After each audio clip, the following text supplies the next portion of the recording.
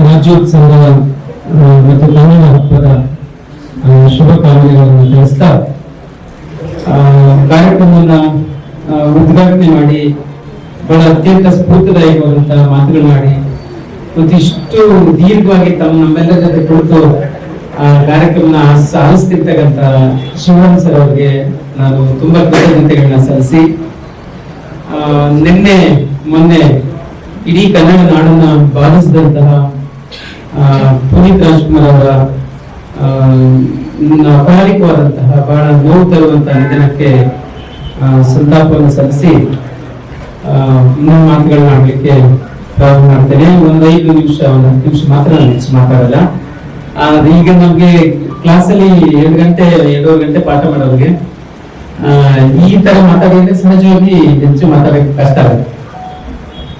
ವಿದ್ಯಾರ್ಥಿಗಳು ಈ ಕಾರ್ಯಕ್ರಮದ ಶೀರ್ಷಿಕೆ ಇಡಬೇಕು ಅಂದಾಗ ಅವರು ಸೆಲೆಕ್ಟ್ ಮಾಡಿದ್ರು ಅಪ್ಪುಗೆ ಅಂತ. ಒಂದ್ ರೀತಿ ನಮ್ಮೆಲ್ಲರ ಬಾಂಧವ್ಯವನ್ನು ಅದು ಹೇಳ್ಬೇಕು ಮತ್ತು ಅಪ್ಪು ಅವರನ್ನು ಕುರಿತಂತೆ ಅದನ್ನು ನೆನೆಯುವಂತ ಸಂದರ್ಭ ಆಗಿರ್ಬೇಕು ಅಂತೇಳಿ ಆ ಹೆಸರನ್ನ ಇಟ್ರು. ಅದಕ್ಕೆ ಅವರಿಗೆ ಮೆಚ್ಚುಗೆಯನ್ನ ಹೇಳ್ತಾ 1-2-3 ನಿಮಿಷಗಳ ಕಾಲ ಕನ್ನಡವನ್ನು ಕುರಿತಂತೆ ಮಾತಾಡ್ಲಿಕ್ಕೆ ಇಷ್ಟಪಡ್ತೇನೆ. ತುಂಬಾ ಜನರು ಇವತ್ತು ರಾಜ್ಯದಾದ್ಯಂತ ಕನ್ನಡದ ಗುಣಗಾನ ಮಾಡುವಾಗ ಸಾಮಾನ್ಯ ಕವಿಗಳಿಗೆ ಹೆಚ್ಚು ಉದಾಹರಣೆ ಕೊಡ್ಲಿಕ್ಕೆ ಸಾಧ್ಯ ಅಲ್ವೇ? ಹಾಗಾಗಿ ನಾನು ಅದನ್ನೇ 1-2 ಉದಾಹರಣೆ ಕೊಡ್ಲಿಕ್ಕೆ ಇಷ್ಟಪಡ್ತೀನಿ. ಕನ್ನಡ ಭಾಷೆಯನ್ನ ನಾವು ಸಾಮಾನ್ಯವಾಗಿ ಅಭಿಮಾನದಿಂದ ಅಷ್ಟೇ ಅಲ್ಲ, ವಾಸ್ತವತೆಯನ್ನು ಕೂಡ ಅದನ್ನ ನಾವು ಗೌರವಿಸಬೇಕಾಗುತ್ತೆ, ಹೆಚ್ಚು ಪ್ರೀತಿಸಬೇಕಾಗುತ್ತೆ. ಯಾಕೆಂದ್ರೆ ಅದಕ್ಕಿರುವಂತಹ ಸಮೃದ್ಧವಾದಂತಹ ಇತಿಹಾಸ ಮತ್ತು ಮಹಾಲಿಂಗರಂಗ ಅಂತಕ್ಕಂಥ ಕವಿಗಳಿರುವ ಹಾಗೆ ಅದು ಸುಲಿದ ಬಾಳೆಯ ಹಣ್ಣಿನಂದದಿ ಉಷ್ಣವಲಿದ ಹಾಲಿನಂದದಿ ಇರುವಂತಹ ಭಾಷೆ. ಅಷ್ಟು ಸವಿಯಾದ ಭಾಷೆ ಆದ್ರಿಂದ ಮತ್ತು ಅಷ್ಟು ರಿಚ್ ಆದಂತಹ ಶ್ರೀಮಂತವಾದಂತಹ ಸುಮಾರು 2300 ವರ್ಷಗಳ ಇತಿಹಾಸ ಇರ್ತಕ್ಕಂಥ ಭಾಷೆಯನ್ನ ನಾವು ಅಭಿಮಾನದಿಂದ ಹೇಳೋದ್ರಲ್ಲಿ ಯಾವುದೇ ಅತಿಶಯ ಇಲ್ಲ, ತಪ್ಪೇನಿಲ್ಲ ಅಂತ ಹೇಳ್ತಾ ಕವಿರಾಜ ಮಾರ್ಗಕಾರ ಕನ್ನಡಿಗರನ್ನು ಕುರಿತಂತೆ 9ನೇ ಶತಮಾನದಲ್ಲೇ ಬಹಳ ತುಂಬಾ ಸ್ವಲ್ಪ ಅತಿರೇಕ ಅನಿಸಿದ್ರು ಕೂಡ ಅದು ಸುಳ್ಳೇನಲ್ಲ, ಅಷ್ಟು ಚೆನ್ನಾಗಿ ಅವನು ಹೇಳಿದ. ಈಗ ವಿದ್ಯಾರ್ಥಿ ಹೇಳ್ದ ಅವರು ಸುಪ್ರಭುಗಳು, ಅವರು ಗುಣಿಗಳು, ಅವರು ವಿವೇಕಿಗಳು, ಗಂಭೀರ ಚಿತ್ತರು, ಔದ್ಯೋಗಿಕರು, ಅಭಿಜನಗಳು ಅಂತೆಲ್ಲ ಹೇಳಿದ. ಅದು ಕವಿರಾಜ ಮಾರ್ಗಕಾರ ಹೇಳುವಂತ ಮಾತು. ಅದನ್ನು ಮುಂದುವರಿಸಿ ಅವನು ತುಳಿತೋದದೆ ಕಾವ್ಯ ಪ್ರಯೋಗ ಪರಿಣತ ಮತಿಗಳಂತ ಹೇಳ್ತಾನೆ. ಅದು ತುಂಬಾ ಮೆಚ್ಚುವಂತಹ ಮಾತು. ನನಗೆ ಕುರಿತೋದದೆ ಕಾವ್ಯ ಪ್ರಯೋಗ ಪರಿಣತ ಮತಿಗಳು ಅಂದ್ರೆ ಯಾವುದೇ ಫಾರ್ಮಲ್ ಎಜುಕೇಶನ್ ಪಡೆಯದೇ ಇದ್ದರು, ಶಾಲೆಗೆ ಹೋಗಿ ಕಲಿಯದೆ ಶಿಸ್ತುಬದ್ಧವಾಗಿ ಶಿಕ್ಷಣ ಪಡೆಯದೇ ಇದ್ರು ಕೂಡ ಇವರು ಕಾವ್ಯ ರಚನೆ ಮಾಡೋದ್ರಲ್ಲಿ ಪರಿಣಿತರು, ನಿಷ್ಣಾತರು ಅಂತ ಕವಿರಾಜ ಮಾರ್ಗಕಾರ ಅವತ್ತ ಹೇಳಿದ ಸೀತೆ. ಅದು ಎಷ್ಟು ಸತ್ಯ, ಇವತ್ತಿಗೂ ಸತ್ಯ. ಅಂದ್ರೆ ಇಲ್ಲಿ ಗಾಯಕರು ಅಲ್ಲೇ ಇದ್ದವ್ರು ಯಾರು? ಕವಿಗಳು ಅಲ್ಲೇ ಇದ್ದವ್ರು ಯಾರು ಅಲ್ವಾ? ನಿಜ ತಾನೆ. ಮತ್ತೆ ಕಲಾವಿದರು ಅಲ್ಲೇ ಇದ್ದವ್ರು ಅಂದ್ರೆ ಎಲ್ಲರೂ ಗಾಯಕರೇ, ಎಲ್ಲರೂ ಕಲಾವಿದ್ರೆ. ಅವರು ಅಕ್ಷರ ಕಲ್ತಿರ್ಲಿ, ಅಕ್ಷರ ಕಲಿದೇ ಇರ್ಲಿ, ಎಷ್ಟು ಚೆನ್ನಾಗಿ ಆ ಮಾತು ಕುರಿತೋದದೆ ಕಾವ್ಯ ಪ್ರಯೋಗ ಪರಿಣತ ಮತಿಗಳಂತ ಎಷ್ಟು ಚೆನ್ನಾಗಿ ಅವನು ಗುರುತಿಸಿದಾನೆ ಆವತ್ತಿನ ಕಾಲದಲ್ಲಿ. ಮತ್ತೆ ಅದೇ ಕವಿರಾಜ ಮಾರ್ಗಕಾರ ಇದು ಒಂದು ಹೇಳ್ತಾನೆ, ಇದು ಕನ್ನಡದ ಒಂದು ಅಸ್ಮಿತೆ, ಐಡೆಂಟಿಟಿ. ಅದನ್ನ ಹೇಳ್ತಾನೆ ಅಂತಂದ್ರೆ ಕಸವಲವೆಂಬುದು ನೆರೆ ಸೇರಿಸಲಾರ್ಪಡೆ ಪರಧರ್ಮಂ ಪರವಿಚಾರಮಂ. ಕಸವಲವೆಂಬುದು ನೆರೆ ಸೇರಿಸಲಾರ್ಪಡೆ ಪರಧರ್ಮಂ ಪರವಿಚಾರಮಂ. ಅಂದ್ರೆ ಸಂಪತ್ತು ಯಾವುದು? ಕಸವಲ ಅಂದ್ರೆ ಸಂಪತ್ತು, ಚಿನ್ನ ಅಂದ್ರೆ ಯಾವುದು ಸಂಪತ್ತು ಅಂದ್ರೆ ಬೇರೆಯವರ ವಿಚಾರಗಳನ್ನ, ಬೇರೆಯವರ ಧರ್ಮವನ್ನ, ಬೇರೆಯವರ ನಂಬಿಕೆಗಳನ್ನ ಅನುಸರಿಸ್ಕೊಳ್ಳೋದು, ಸಹಿಸ್ಕೊಳ್ಳೋದಿದೆಯಲ್ಲ, ಒಪ್ಕೊಳ್ಳೋದಿದೆಯಲ್ಲ, ಅದೇ ಸಂಪತ್ತು ಅಂತ ಹೇಳಿದ್ರು. ನೋಡಿ, ಅದು ಕನ್ನಡದ ಐಡೆಂಟಿಟಿ, ಅಸ್ಮಿತೆ, ಕನ್ನಡ ಸಂಸ್ಕೃತಿಯ ಅಸ್ಮಿತೆ ಯಾವುದು ಅಂದ್ರೆ ಇದೆ. ಅವ್ನು ಎಷ್ಟು ಜನ ಜಡ್ಜ್ ಮಾಡಿದಾನೆ ಅಂದ್ರೆ ಕನ್ನಡಿಗರು ಈಗ ಹಂಗೆ ಇದ್ದಾರೆ. ಒಳ್ಳೇದು ಎಲ್ಲಿಂದ ಬಂದ್ರು ತಗೋತಾರೆ, ಒಳ್ಳೇದು ಎಲ್ಲಿದ್ರು ತಗೋತಾರೆ, ಭಾಷೆ ಎಲ್ಲಿ ಬಂದ್ರು ತಗೋತಾರೆ, ಸಾಹಿತ್ಯ ಅದಕ್ಕೆ ಕನ್ನಡಕ್ಕೆ ಸುಮಾರು 8 ಜ್ಞಾನಪೀಠ ಪ್ರಶಸ್ತಿಗಳು ಕೂಡ ಬಂದಿದೆ. ತುಂಬಾ ಸಮೃದ್ಧವಾದಂತಹ ಸಾಹಿತ್ಯ ಸೃಷ್ಟಿ ಮಾಡಿರುವಂತಹ ದೊಡ್ಡ ದೊಡ್ಡ ಕವಿಗಳು ಕನ್ನಡದಲ್ಲಿ ಇದ್ದಾರೆ. ಇಂತಹ ಸುಂದರವಾದ ಭಾಷೆ ಕನ್ನಡ. ಮಹಾಕವಿ ಪಂಪ ಈ ಕನ್ನಡವನ್ನ ನೆಲವನ್ನ ಅವನು ಇಲ್ಲಿ ಮರಿಭೂಮಿಯಾಗಾದ್ರೂ ಆಕ್ಚುಲಿ ಇಲ್ಲಿ ಮನುಷ್ಯರಾಗಿ ಹುಟ್ಟೋದು ಧನ್ಯ. ಈ ಭೂಮಿಯಲ್ಲಿ ಅಟ್ಲೀಸ್ಟ್ ಮನುಷ್ಯರಾಗಿ ಹುಟ್ಲಿಕ್ಕೆ ನಮ್ಗೆ ಅವಕಾಶ ಸಿಗಲಿಲ್ಲ ಅಂದ್ರೆ ಒಂದು ಕೋಗಿಲೆಯಾಗಿ ಒಂದು ಮರಿಭೂಮಿಯಾಗಿ ಆಗ ಹುಟ್ಟಿದ್ರೆ ನಾನು ಧನ್ಯ ಈ ನೆಲದಲ್ಲಿ ಅಂತ ಅವನು ಸುಮಾರು 1100 ವರ್ಷಗಳ ಹಿಂದೆ ಬರೆದು ಹೋಗಿದ್ದಾನೆ ಪಂಪ. ಇನ್ನು ಕುವೆಂಪು, ಬೇಂದ್ರೆ, ಕಾರಂತರು, ಮಾಸ್ತಿಯವರು ಎಲ್ಲರೂ ಕೂಡ ಕನ್ನಡದ ಬಗ್ಗೆ ತುಂಬಾ ಬರೆದಿದ್ದಾರೆ. ನಮ್ಮ ವಿದ್ಯಾರ್ಥಿಗಳೆಲ್ಲ ಅವರ ಹೇಳಿಕೆಗಳನ್ನ ಬಗ್ಗೆ ಉಲ್ಲೇಖಿಸ್ತಾ ಇದ್ರು, ನೀವೆಲ್ಲ ಗಮನಿಸಿದ್ರೆ. ಮತ್ತೆ ಅದನ್ನ ಪುನರಾವರ್ತಿಸಿದ್ರೆ ಸರಿ ಬರಲ್ಲ ಅಂತ ಹೇಳಿ ಇಂಥ ಕನ್ನಡ 2000 ವರ್ಷಗಳವರೆಗೆ ಸುಲಲಿತವಾಗಿ ತುಂಬಾ ಭಾಷೆಗಳ ಜೊತೆ ಸ್ಪರ್ಧೆ ನಡೆಸಿದೆ. ಇಲ್ಲ ಅಂತಲ್ಲ, ಹಿಂದೆ ಸಂಸ್ಕೃತಿ ಜೊತೆ ಸ್ಪರ್ಧೆ ಮಾಡಿ ಉಳಿಸ್ಕೋಬೇಕಾಗಿ ಬಂದಿತ್ತು ತನ್ನ ಅಸ್ತಿತ್ವವನ್ನ. ಆಮೇಲೆ ಬೇರೆ ಬೇರೆ ಬೇರೆ ಬೇರೆ ಭಾಷೆಗಳು ಕಾಲಿನ ಕಾಲಕ್ಕೆ ಒಂದು ಪರ್ಷಿಯನ್ ಭಾಷೆ ಬಂತು, ಆಮೇಲೆ ಪೋರ್ಚುಗೀಸರು ಬಂದ್ರು, ಆಮೇಲೆ ಇಂಗ್ಲಿಷರು ಬಂದ್ರು, ಈಗ ಹಿಂದಿಯವರು ಬಂದಿದ್ದಾರೆ. ಹಿಂಗೆ ಒಂದೊಂದು ಕಾಲಕ್ಕೆ ಕನ್ನಡಕ್ಕೆ ದಾಳಿಗಳಾಗ್ತಾನೆ ಇದ್ದಾರೆ. ಅದನ್ನೆಲ್ಲ ಅದು ಪ್ರತಿರೋಧಿಸಿ ರೆಸಿಸ್ಟ್ ಮಾಡಿ ನಿಂತಿದೆ ಕನ್ನಡ. ಅದು ಅದರ ವಿಶೇಷತೆ. ಕನ್ನಡಕ್ಕೆ ಆ ಶಕ್ತಿ ಇದೆ ಖಂಡಿತವಾಗಲು ಅಂತ ಅನ್ಸುತ್ತೆ. ಇಂಥ ಸಂದರ್ಭದಲ್ಲಿ ದೊಡ್ಡ ಅಪಾಯ ಯಾವಂದ್ರೆ ಜಾಗತೀಕರಣ, ಗ್ಲೋಬಲೈಸೇಷನ್ ಅಂತ ನಾವು ಹೇಳ್ತೀವಿ.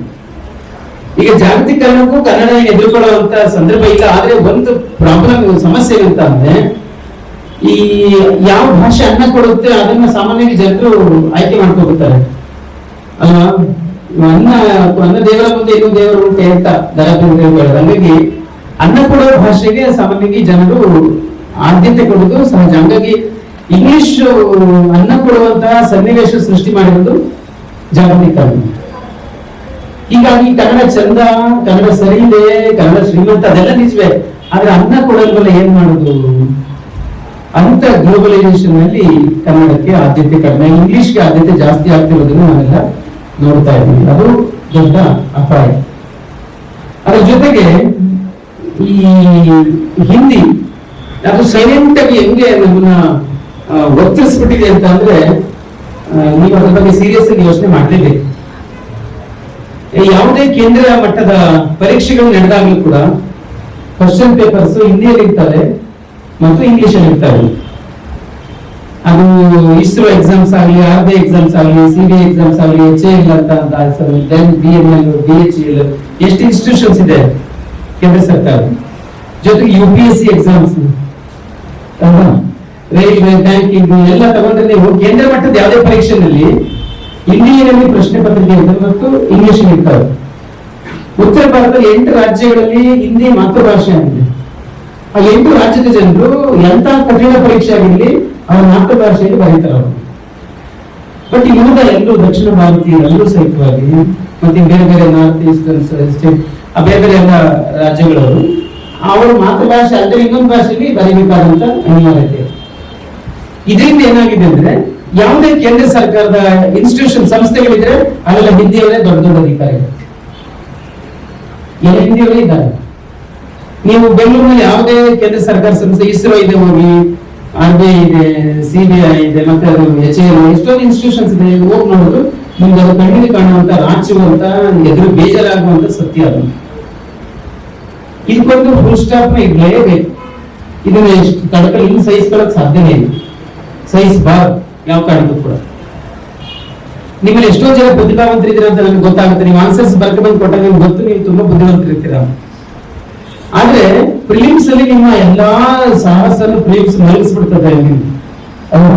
ನೀವು ಎಷ್ಟೇ ಬುದ್ಧಿ, ಎಷ್ಟೇ ತಿಳುವಳಿಕೆ, ನಿಮ್ಗೆ ಎಷ್ಟೇ ಬರೆಯುವ ಕೌಶಲ್ಯ ಇದ್ರೂ ಕೂಡ ಆ ಪ್ರಿಲಿಮ್ಸ್ ಅದನ್ನ ಇಂಗ್ಲಿಷ್ ಅಲ್ಲಿ ಬರೀಬೇಕು, ಇಲ್ಲ ಹಿಂದಿನಲ್ಲಿ ಫೇಸ್ ಮಾಡ್ಬೇಕಲ್ಲ. ಅದರಿಂದ ಏನಾಗುತ್ತೆ, ನಿಮ್ಗೆ ದೊಡ್ಡ ಸವಾಲಾಗಿ ತುಂಬಾ ಜನ ಪ್ರತಿಭಾವಂತರು ಹೋಗೋಕ್ಕಾಗಲ್ಲ.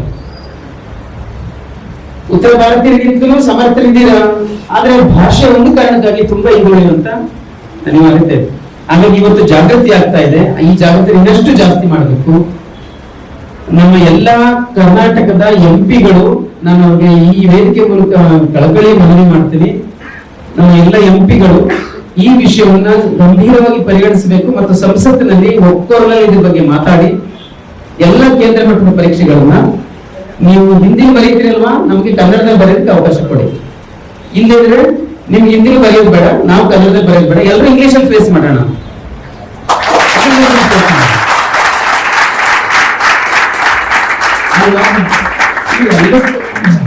ಎಲ್ಲಕ್ಕೂ ಒಂದೇ ಭಾಷೆ ಒಂದೇ ಕಾನೂನು ಅಂತಾರಲ್ಲ, ಇದ್ರೂ ಹಂಗೆ ಮಾಡಿ ಅಂತ ಆ ತರದ ಒಂದು ಬೇಡಿಕೆಯನ್ನ ನಮ್ಮ ಎಲ್ಲ ಎಂಪಿಗಳು ಇದನ್ನ ಗಂಭೀರವಾಗಿ ಪರಿಗಣಿಸಿ ಮಾಡದ್ದೇ ಆದ್ರೆ ಬಹಳ ಬೇಗ ಆಗುತ್ತೆ, ತುಂಬಾ ಬೇಗ ಆಗುತ್ತೆ.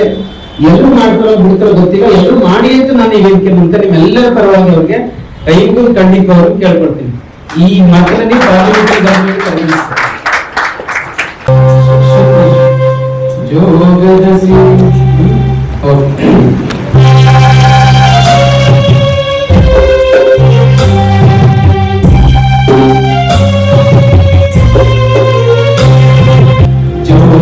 ಸಿರಿ ಬೆಳಕಿನಲ್ಲಿ ತುಂಗೆಯ ತನು ಬದುಕಿನಲ್ಲಿ ಸತ್ಯಾದಯ ತುಂಗದಲ್ಲಿ ನಿತ್ಯವೈ ವರ್ಣವನದ ತೇಗಂಧ ಕರುಗಳಲ್ಲಿ ನಿತ್ಯೋತ್ಸವ ತಾಯಿ ನಿತ್ಯೋತ್ಸವ ನಿತ್ಯೋತ್ಸವ ತಾಯಿ ನಿತ್ಯೋತ್ಸವ.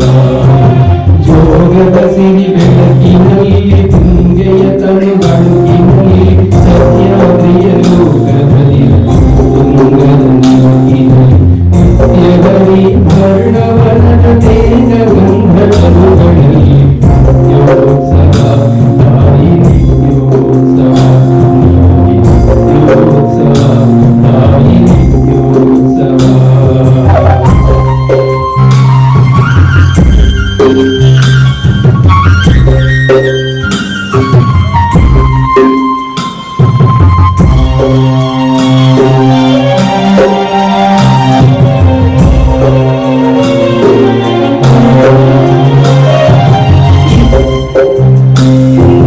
ಇತಿಹಾಸದ ಹಿಮದಲ್ಲಿನ ಸಿಂಹಾಸನ ಮಾಯೆಯ ಕೆಲಸವಾಸ ಸಾರುತ್ತಿರುವ ಶಾಸನಗಳ ಸಾಲಿನಲ್ಲಿ. ಇತಿಹಾಸದ ಹಿಮದಲ್ಲಿನ ಸಿಂಹಾಸನ ಮಾಯೆಯ ಕೆಲಸವಾಸ ಸಾರುತ್ತಿರುವ ಶಾಸನಗಳ ಸಾಲಿನಲ್ಲಿ. ಓಲೆಗರಿಯ ಸಿರಿಗಳಲ್ಲಿ ಜೈಲಗಳ ಬೀದಿಗಳಲ್ಲಿ, ಓಲೆಗರಿಯ ಸಿರಿಗಳಲ್ಲಿ ಜೈಲಗಳ ಬೀದಿಗಳಲ್ಲಿ ನಿತ್ಯೋತ್ಸವ ತಾಯಿ ನಿತ್ಯೋತ್ಸವ ನಿತ್ಯೋತ್ಸವ ತಾಯಿ ನಿತ್ಯೋತ್ಸವ.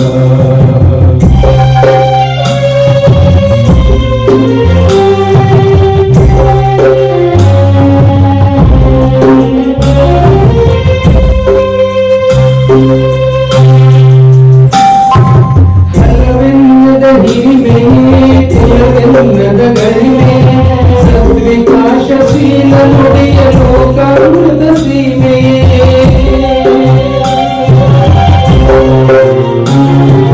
ಹಲವೆನ್ನದ ಹಿರಿಮೆಯೇ ಕುಲವೆನ್ನದ ಗರಿಮೆ, ಸದ್ವಿಕಾಸಶೀಲ ನುಡಿಯ ಲೋಕಾಮೃತ ಸೀಮೆಯೇ.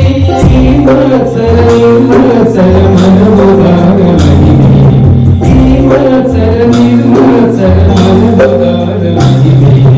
ನಿತ್ಯೋತ್ಸವ ತಾಯಿ ನಿತ್ಯೋತ್ಸವ ನಿತ್ಯೋತ್ಸವ ತಾಯಿ ನಿತ್ಯೋತ್ಸವ.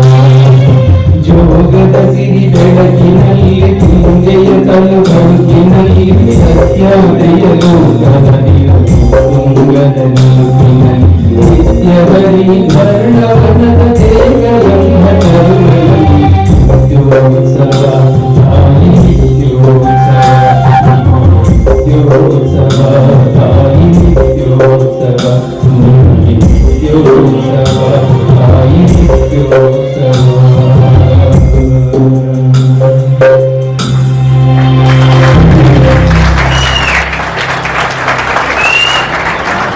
ಒಂದು ನಿಮಿಷ, ಇದರ ಅರ್ಥ ಗೊತ್ತಲ್ಲ?